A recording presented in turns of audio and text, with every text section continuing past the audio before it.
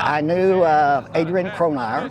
He left just a little bit before I got there. It sounds like an Elvis Presley movie. Viva Da Nang. I had the afternoon shift, and Good Afternoon Vietnam didn't have quite the ring to it as Good Morning Vietnam would. This is the American Forces Vietnam Network.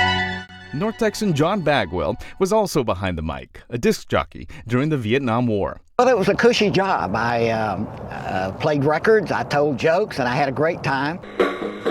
That is until a month before he was supposed to leave. He was part of the only American Forces radio or TV station in any war to be taken by the enemy. There were 9, 5 were taken prisoner, 3 were killed, and I was the only one to get out alive.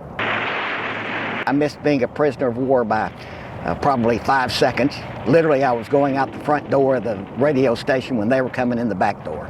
He says he spent several days hiding from both the Vietnamese and the Americans. I was shot at 12 times, 6 by the Americans and 6 by the North Vietnamese. The Americans thought that I was a Vietnamese because I was behind enemy lines.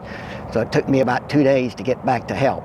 I was laying in a rice paddy, and I jumped up and said, "Don't shoot, I'm an American." And they said, "Are you sure?" And I said, "Look at this Okie accent."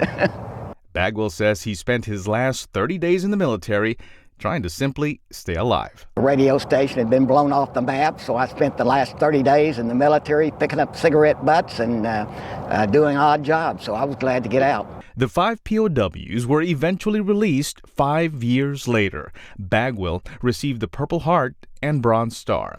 He returned home, continued his career in radio, and opened up his own advertising and marketing agency. I'm here to look for a friend of mine, Steve Straub, who was with me in Vietnam. They shot him right in front of the TV station. Good friend of mine.